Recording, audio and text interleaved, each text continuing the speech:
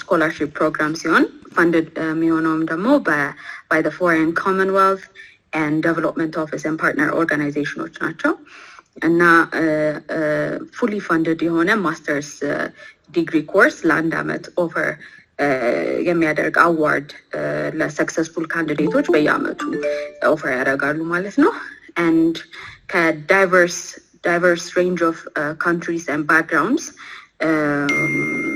like connect የማድረግ ስኪሎቻቸውን ወይም ደግሞ ቪዥኖቻቸውን ሼር የሚያደርጉበት and lifetime partnerships እና friendships build የሚደረጉበት platform create ያደርጋል ማለት ነው this is what makes CHEVENING unique and it's a very prestigious and በጣም influential የሆነ scholarship award no apart from the fully funded tuition fee you'll have access to the best quality education in the world also ደግሞ exclusive የሆነ networking opportunities በየወሩ ስኮላግራም ይላካልና በዛ የተለያዩ አይነት የኔትወርኪንግ ኦፖርቹኒቲዎች ኢንተርንሺፕ ኦፖርቹኒቲዎች ወርክሾፕስ ኮንፈረንሶች የተለያዩ አይነት ኢቨንቶች ይዘጋጃሉ እና እንደውም ላስት ይር እኛ ሁሉም ነገር ኦንላይን ሆኖብን ተቸገርን እንጂ CHEVENING Connect አባል መሆን ወይም ደግሞ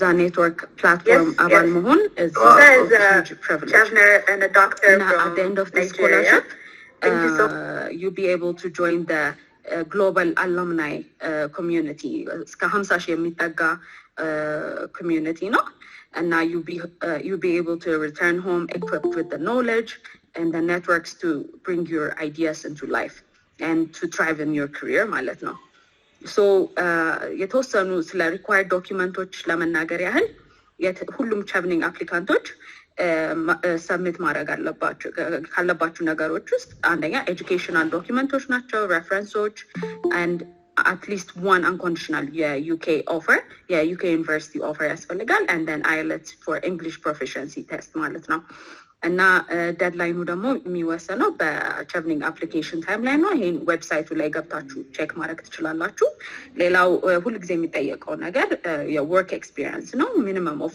2800 hours ነው ይሄ automatically calculated የሚሆነው by multiplying the number of weeks by the number of hours per week ነው ማለት ነው እና interviewም እንደዚሁ like semi-finalists through email with instructions ለሁሉም ይላክና interview slots first come first serve basis available ይሆናሉ ማለት ነው once book ካረጋችሁ በኋላ interview slot-አችሁን መቀየር አትችሉም so አሁን currently due to COVID as a result of the restrictions face-to-face events ወይም ደግሞ face-to-face interviews might not be possible last year በስልክ ነበረ የተደወልን የነበረው through Skype የሚያደርጉ አሉ የተወሰኑ ሰዎች I don't think this year በrestriction እና በCovid lockdown አማካኝነት I don't think that would happen ግን የኢንተርቪው ቲፖችንም እሱን እንትን እንላለን like በዩቲዩብ ቪዲዮ አዘጋጅተንም እንትን ማለት እንችላለን like exclusively ለሱ እንትን መዘጋጀት የሚያስፈልገው completely different ስለሆነ ማለት ነው so by that time ለኢንተርቪው ready በመሆኑበት ሰዓት February 22 like on 2022 ማለት ነው educational documents like copy of certificates and transcripts እንትን ማለት አለባቸው uploaded መሆን አለባቸው ሁለት reference letterዎች በዛ ሰዓት ላይ ሰብሚት መደረግ አለባቸው and also short biography በዛ ሰዓት እንዲላክላቸው ይፈልጋሉ እና the interview will be conducted in English ማለት ነው so the interview panel based on the like they are representatives from the British Embassy and the High Commission and like your global CHEVENING criteria አላቸው በሱ መሰረት አሰስ ያደርጓቸዋል ማለት ነው አንሰሮቻችሁን so the interview is an opportunity like applicationአችሁ ላይ እንትን ያላሏቸውን ያልጠቀሳቸውን እንትኖች work experienceዎች aspirationዎቻችሁን visionዎቻችሁን express የምታደርጉባቸው opportunity ይሆናል ማለት ነው so you'll be asked a series of questions discussing some of the information you provided on the application form ማለት ነው. So the panel will ask you questions and which will enable you to explain more about your professional aspirations, personal aspirations, and then how chevening ደግሞ በምን ያህል መልኩ ፋሲሊቴት ሊያደርግላችሁ ይችላል ይሄንን እነዚህን ጎሎቻችሁን ወደ ላይፍ ለመቀየር እንዴት አድርጎ ቼቨኒንግ ሊያግዛችሁ ይችላል የሚለውን በደንብ ብሪፍሊ እንድትገልጹላቸው ይፈልጋሉ ማለት ነው እና ሪያሊስቲክ የሆኑ ጎሎች ደግሞ እንዲኖራችሁ ይፈልጋሉ እሱን ማለት እንችላለን ሞር በፊውቸር ዩቲዩብ ቪዲዮስ እናዘጋጅ ሞር እንገልጻቸዋለን so after the interview about the outcome of the interview global interview period ካለቀ በኋላ early to mid June ላይ by 2022 ያሳውቋቸዋል በኢሜይሎቻችሁ ማለት ነው so in the meantime like at least one unconditional offer ማለት አለባችሁ ሰብሚት ማድረግ አለባችሁ IELTS ሪዛልት ማስገባት አለባችሁ and then ከዛ በኋላ I think early July 2022 result ያሳውቋቸዋል ማለት ነው through email. I'm not sure if Musa is currently in the call. He's a Chevener from Nigeria. He's also a doctor and currently Master of Public Health expert. And he'll tell us more about his experience. Musa, I'll leave the floor to you. Oh, okay. So thank you very much, Helena. Actually, I will start by giving a quick background of my career pathway up to this particular point where I'm studying in London School of Hygiene and Tropical Medicine. So I started my career after graduating from med school, which was in 2008. I later joined the military hospital for a 1-year mandatory service. From there, I switched over to public health after 2 years of clinical practice, and I've been implementing different projects that relates to, mainly HIV/AIDS program in general and key population. So when we mention key population, we're talking about, female sex workers, people in prison, people that inject drugs, transgender, so we started implementing programs trying to prevent HIV/AIDS, in this key population. We call them key population because they are the drivers of the HIV/AIDS epidemic. They have more prevalence than the general population. So from there, I started nurturing the ambition of, getting a scholarship from a prestigious body to study in the best public health school in Europe, which initially was a dream that was almost more of a fantasy than a reality, because then it was something that I thought is beyond my reach. Now, I will say personally, I see the whole thing as a journey, as a marathon, rather than a sprint. I did not just get the scholarship at the first application, and I think that is what I will emphasize here. Not that I am saying you will not get at your first attempt, but I'm just trying to motivate you or to encourage you that by adventure, you don't maybe get any scholarship, not just chevening at the first attempt.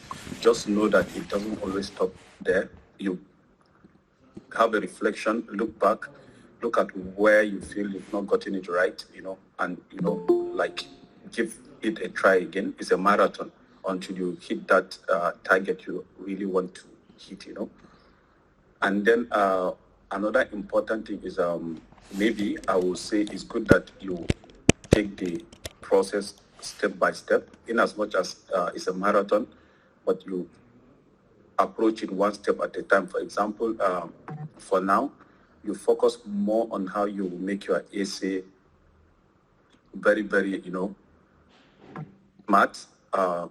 Try to see how you can, understand the techniques of getting it right.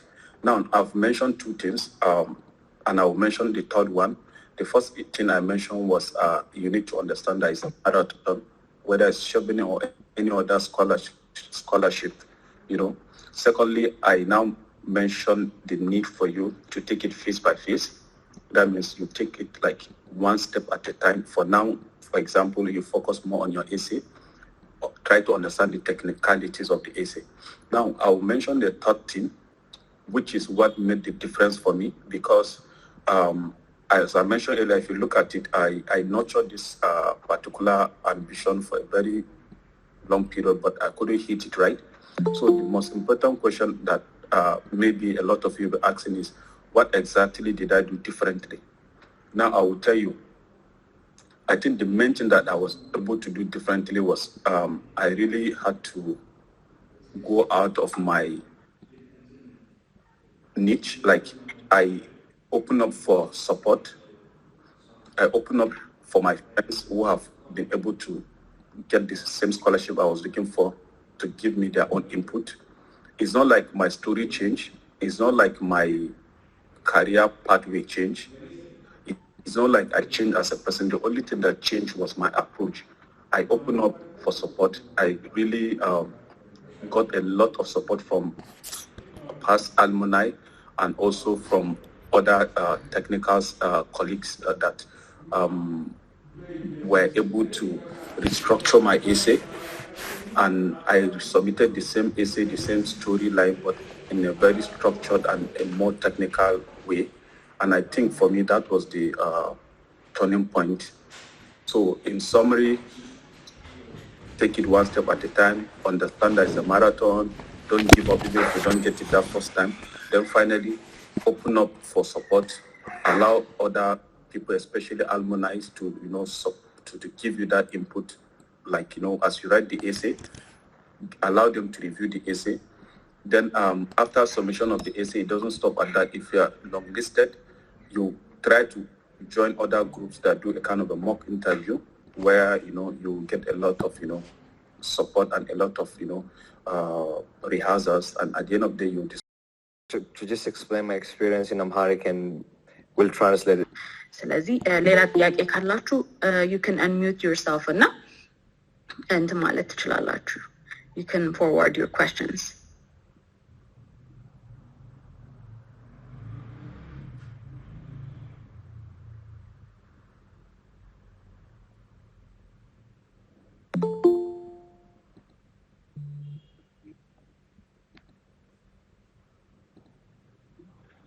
Salam. Hello, Nati.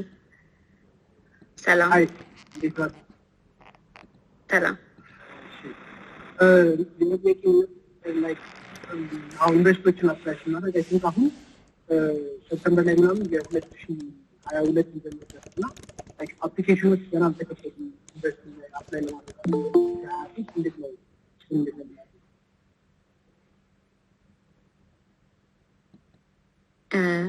ተሰምቷቸዋል ሚኪ ወይም ዴቭ? እኔ ምንም አልተሰማኝም።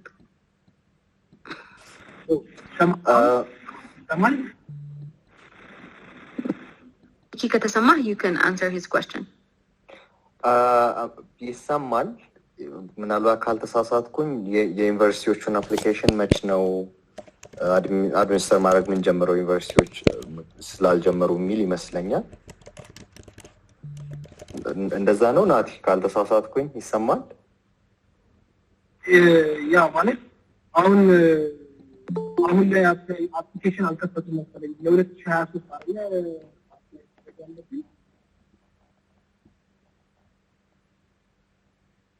አሁን ላይ አልከፈቱም። በአጠቃላይ የሚሆነው እንዴት ነው ፕሮሰሱ? የዩኒቨርሲቲዎቹ አፕሊኬሽን ፔሪድ ሳይከፈት እነሱ ጋር አፕላይ ማድረግ አይቻልም። ስለዚህ ዋናው ነገር ዲሊጀንት ሆኖ የምትፈልጋቸውን ዩኒቨርሲቲዎች የኢንሮልመንት ጊዜ ጠብቆ አፕላይ ማድረግ ይቻላል ሲሉ አፕላይ ማድረግ ነው። እሱ እኔ ብዙም ችግር ሆኖ አይታየኝም። አፕላይ የሚያደርጉበትን ጊዜ መከታተል ነው የሚሆነው፣ ያው ዲሊጀንት ሆኖ ማለት ነው።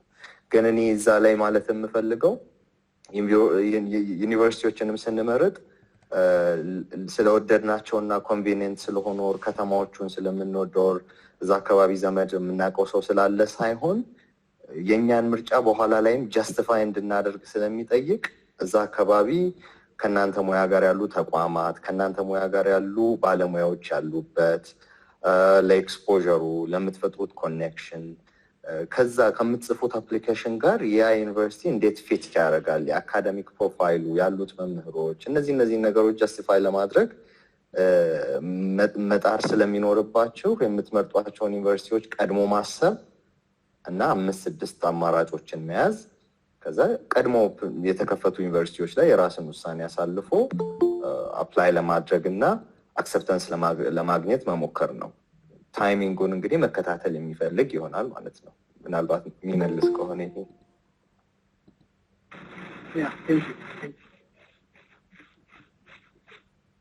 Thank you Miki ሌላ ጥያቄ ካላችሁ you can unmute yourself unmute አድርጋችሁ እዚህ ጋር ኦዲዮ አለና እሱን unmute አድርጋችሁ መጠየቅ ትችላላችሁ or ደግሞ chat box-ን በመጠቀም you can text your questions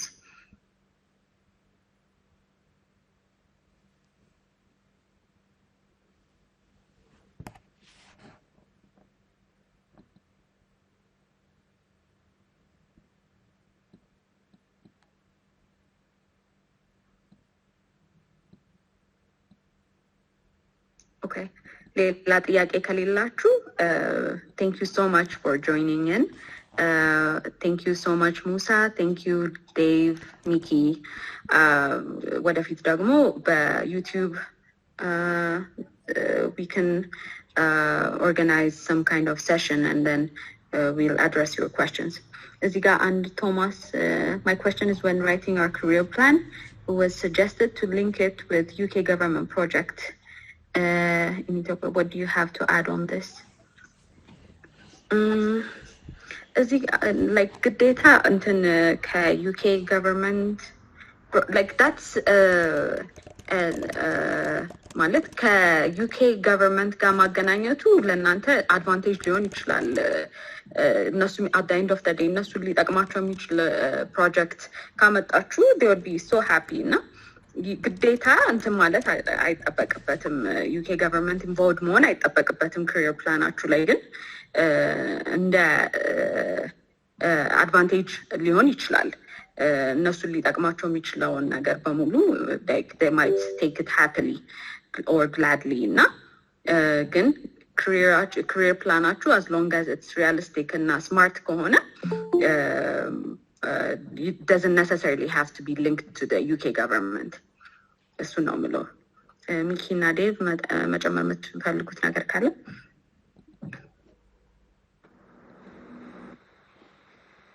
I think ያው እንደማንኛውም ስኮላርሺፕ የዩኬ ገቨርንመንት ስኮላርሺፕ ወደ ሀገር ተመልሶ መስራት የሚለውን ነገር ኢንፈሳይዝ ያደርጉታል በጣም በፖሊሲያቸው እና በካሪየር ፕላን ላይ እሱንም በደንብ ኢንፈሳይዝ ማድረግና ወደ ኢትዮጵያ የመመለስን ነገር በግልጽ ማስቀመጥ እና ተመልሶም የሚሰራውን ስራ ማስቀመጥ ያስፈልጋል ከዛ ውጪ ህሊ እንዳለችው ነው አድቫንቴጅ ሊኖረው ይችላል ሊንክ ለማድረግ መሞከር ፕላስ ዝግጅቱንም ስለሚያሳይ ወደፊት አብሮ መስራት ምክንያቱም አንደኛው ግባቸው ነው ክሮስ ካልቸራል የሆነውን ግንኙነት ማሳለጥ ዲፕሎማቲክ የሆነውን ግንኙነት in the long run anyways ይሄ በእኛ ደረጃ ላይ ሆን ይችላል ግን እንትን ማለት ስለሚሆን አብሮ እሱንም መጨመሩ ጉዳት የለው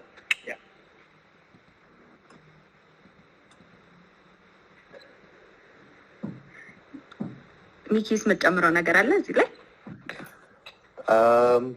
ሁለታችሁ ያላችሁት በጣም ሰፋይ ሲያደርጋል ፐርሰናሊ ግን እኔ ለምሳሌ እኔን አፕሊኬሽን ስጽፍ የተከተልኩት ምክንያቱም ይሄ ሁሉም አፕሊካንት በዛ ስቴጅ የሚያልፋቸው ጥያቄዎች ናቸው መጀመሪያ ማየት ያለብን ቅድም ዳዊት እንዳለው ይሄ ስኮላርሺፕ ምንድነው ታርጌት የሚያደርገው የሚለውን ነው ምንም አይነት ዘርፍ ውስጥ ብንኖር በስራ ይሄ ስኮላርሺፕ ሌተስት አፕዴቱን የቅርቡን ምናልባት አላየሁም አዲስ ለውጥ ካለው እንጂ እኔ በነበርኩበት ሰዓት ታርጌት የሚያደርገው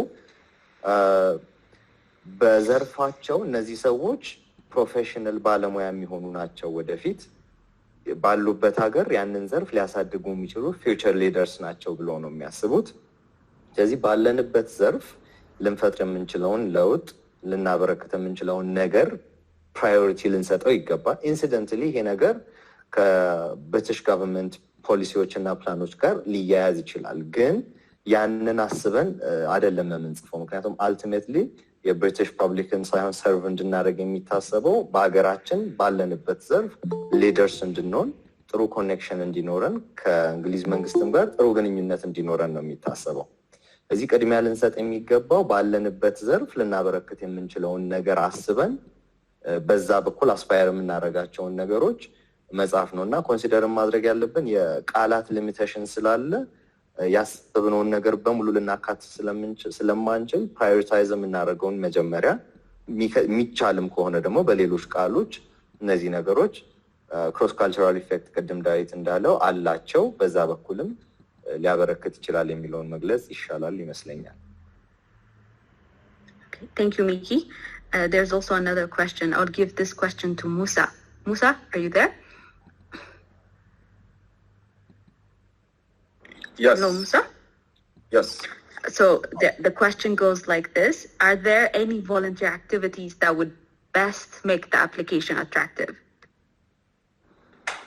Yeah, so for me, I think just like the last speakers mentioned, the most important thing in whatever approach you are doing is linking the different steps from your first essay, which is talking about leadership, to networking, then your career plan, and then finally your post-study plan. Now, for volunteering, it is excellent. The most important thing is you try to put it in the context of what you want to address. For example, if you are trying to bring up the issue of volunteering under the leadership essay, try to put it in such a way that you are seen in the position of leadership. For example, you should be able to demonstrate that while you were volunteering, there was a gap, or there was a need, or there was an area that needed an action to be taken for betterment of whatever approach it is, education or health or gender-based violence or good governance or peace. These are the UK priority areas in Ethiopia. You can always check the website for update. Now, you try to put it in the context of you seeing that gap, and you as a leader using your network or using your acquaintance or using your past relationship to be able to mobilize either people or resources or or structures around you to be able to solve that problem. And another important thing is you should be able to demonstrate the results you were able to get from your volunteer service. Now, if you are putting it in the context of networking, which is your second essay, it's not enough for you to just mention that you are a volunteer.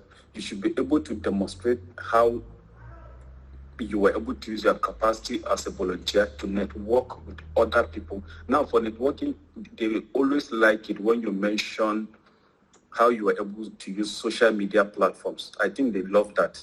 I don't know the experience of other parents, but I noticed even in our mock essay, a lot of them will always say that we should be able to demonstrate how we're able to use social media platforms, other media platforms to network and be able to bring out the result that preferably are measurable. Even if you can't measure it, you should be able to make them see that as a volunteer, you're able to bring a change. Something that was not happening is now happening, or something that was happening at this rate was happening now at a higher rate. If it's a negative thing, something happening at this rate is now happening at a lower rate because it's a negative thing. So I think that is the most important thing. But volunteering is even better in terms of, looking for scholarship, because you are trying to show that you are selfless, you are trying to show altruism, you are trying to demonstrate that it's not the salary that was your motivation. So it's a very good thing, it's fantastic.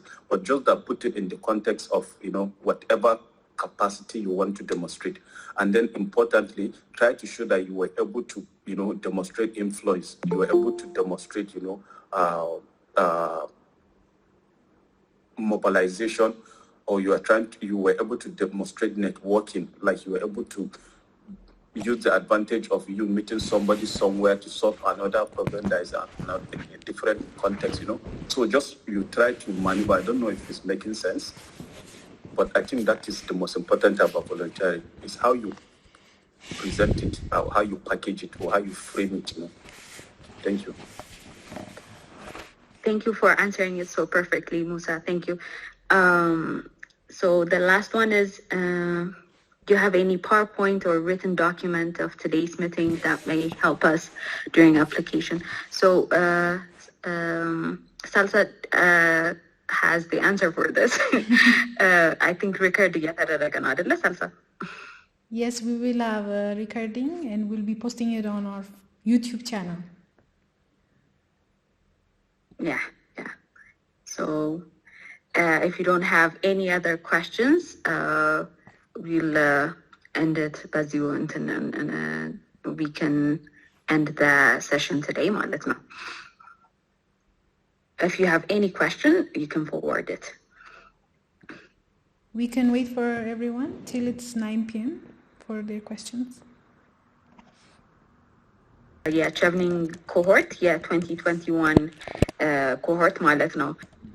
አንድ ላይ እንትን ዩቲዩብ ቻናል ክሬት ለማድረግ እና ላይክ አፕዴት ለማድረግ ቲፖችን ለመስጠት በአጠቃላይ ስለ ኤሴው ስለ ኢንተርቪው እያሰብን ነው እና እሱን በዛው ሴምፕል አሉምናይ አሶሲዬሽን ቻናል ወይም ደግሞ በሳልሳ ሺ ካን ሼር ዩዝ ቻናል ላይ ሼር ልታደርግልን ትችላለች። ሶ ዋንስ ያንን ከጨረስን በኋላ ዊል አፕዴት ዩ። ኦልራይት እንትን ቅድም ኔትወርኪንግ ላይ ሙሳ ሲያነሳ የነበረው ላይ አንድ መጨመር የምፈልገው ነገር ሶሻል ሚዲያ እንዳለ ሆኖ ፕሮፌሽናል አሶሲዬሽኖች ውስጥ ሜምበር መሆን እንደ አንድ አድቫንቴጅ ሊወሰድ ይችላል። ምክንያቱም አንደኛው የሚፈለገው ኔትወርኪንግ የሚለው ሀሳብ እሱንም በተቻለ መጠን ጥሩ ፕሮፋይል የስኩሉን እና የዲፓርትመንትን ማየት መቻል እና ቢቻል እንደውም የአስተማሪዎችንም ከተቻለ የፐብሊሽድ የሆኑ አርቲክሎችን በደንብ ዲግ ማድረግ እሱን ኢንፎርሜሽን እና በደንብ ኢንስፓየርድ ሆኖ ስለዛ ስለተመረጠው ዩኒቨርሲቲ ማውራት ሲቻል ጥሩ ነው። ወይ ደግሞ ከተማ ውስጥ ለንደን ውስጥ ምናምን ያለ ዩኒቨርሲቲ ደግሞ ከሆነ አክሰስ እንደሚሰጥ ለተለያዩ ኢንስቲትዩሽኖች፣ ፐብሊክ ኢንስቲትዩሽኖች፣ ቲንክ ታንክ ግሩፖች፣ ፖሊሲ ሜከሮች ጋር ለማገናኘት እንደሚጠቅም ብቻ በተቻለ መጠን እሱን ራሽናል የሆነ ዩኒቨርሲቲው ለምን ተመረጠ፣ ዲፓርትመንቱ ለምን ተመረጠ የሚለውን እና ያ ዩኒቨርሲቲ በዛን ኮርስ በመስጠት የተሻለ እንደሆነ መግለጽ እና ፕሪቪሌጅድ የዩኒቨርሲቲውን ጠቅላላ ዓለም አቀፋዊ ታዋቂነት ኮንሲደር ማድረግ አስፈላጊ ሊሆን ይችላል ብዬ አስባለሁ። እሷ ስላልተባለች ነው። በጣም እናመሰግናለን ዴቭ፣ ሚኪ። ቴንክ ዩ ሶ ማች ሙሳ። ኳስችኖች አሁንም ካሉ እንቀበላለን።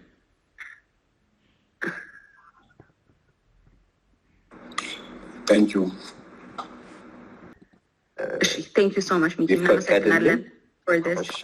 በጣም ነው እናመሰግናለሁ። አንድ የመጨረሻ ፖይንት ቅድም በጣም ትኩረት እንዲሰጥ የምፈልገው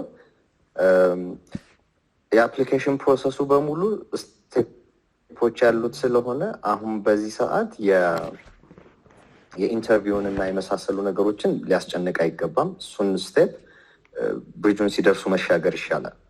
አሁን በጣም ኤምፋሲስ ተሰጥቶ አፕሊካንቶች እንዲያስቡበት የምፈልገው የሚጽፉት ኢሴይ ላይ ነው። የሚጽፉትን ኢሴይ ደግሞ እያንዳንዱን ካታጎሪ እንደ አንዳንድ ኮርስ አድርገው እንዲያስቡ። it's not just some simple essay to write. it's በጣም sophisticated የቃላት ሊሚቴሽኑም ያለው is for a reason የሰዎችን የኮሚኒኬሽን ስኪል ስለሚጠይቅ በጣም ትኩረት እንዲሰጠው አንድ። ሁለተኛ ለእያንዳንዱ ስቴትመንት ናሬት ማድረግ ብቻ ሳይሆን ምሳሌ መደገፍ መቻል አለበት። ለምሳሌ ስለ ኮሚዩኒኬሽን ስኪል የሚጠይቅ ኦር ኔትወርኪንግ የሚጠይቀው ፓርት ላይ ኔትወርኪንግን ካብራሩ እንዲህ እንደዛ ካሉ በኋላ አንድ ምሳሌ በራስ አንስቶ እኔ በእንደዚህ አይነት ሁኔታ እንዲህ ኔትወርክ አድርጌ እንደዚህ አይነት ነገር ጠቅሞ it shouldn't be something that changing the world በህይወት ግን ለዛ ሰው ያበረከተው ማይነር ነገር የኔትወርኪንግ ስኪልን ማሳያ አድርጎ ማሳየት። ስለዚህ ለእያንዳንዱ ካታጎሪ አትሊስት አንዳንድ ምሳሌ ሊኖረን ይገባል። ያንን ነገር ኤግዛምፕሊፋይ ማድረግ መቻል አለብን እና ደግሜ የምለው አሁንም ለሌሎች ሰዎች ማሳየት አትሊስት አጠገብ ላለ ኮሊግ የታይፖ የግራመር የስትራክቸር የማድረግ ሲነበብ ሴንስብል የመሆኑ ያልተንዛዛ የማያሰለች መሆኑ ካቺ መሆኑ አንዳንድ ሰዎች በጣም ብዙ ነገር ሰርተው ሲጽፉ ትንሽ ነገር ሊሆን ይችላል። አንዳንድ ሰዎች በጣም ትንሽ ሰርተው ያቀረቡበት መንገድ ማራኪ በመሆኑ ብቻ ያን ስቴጅ ያሳልፍና ወደ ኢንተርቪው ይወስዳል። ስለዚህ በዚህ አንዳንድ ሰዎች ወደ ኋላ እንዲቀሩ ባይሆን የኛ ሀገር 110 ሚሊዮን ህዝብ ያለው በጣም ብዙ ተማሪ ያለበት ሀገር ነው። ከሌሎች ሀገሮች አንፃር ሲታይ ብዙ ስኮላር ወደዚህ አይነት ፕላትፎርም አይመጣም። ስለዚህ በጣም ብዙ ሰው as much as possible አፕላይ አድርጎ ቢሞክር እላለሁ። በጣም አመሰግናለሁ ለኦርጋናይዝ ስላደረግሽ ዳዊትንም ሙሳንም እና የተጋበዙ እንግዶችንም በጣም አመሰግናለሁ ሳልሳይትም ኦርጋናይዝ ስላደረገች። መልካም ምሽት። Thank you so much ቪኪ እናመሰግናለን። Cheers. Bye. Thank you. Bye. Bye. I think ከዚህ በኋላ አዳዲስ ጥያቄዎች አላየሁኝም።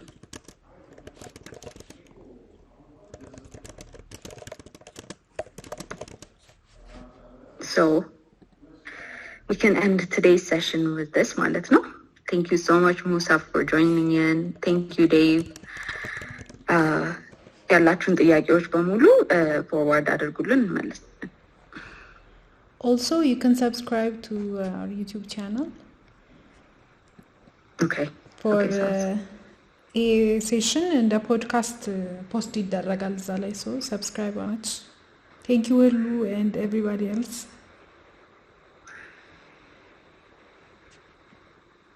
Yeah. Thank you guys. Bye. በጣም እናመሰግናለን Dave. Bye. Thank you. And thank you so much Musa for joining in. Yeah.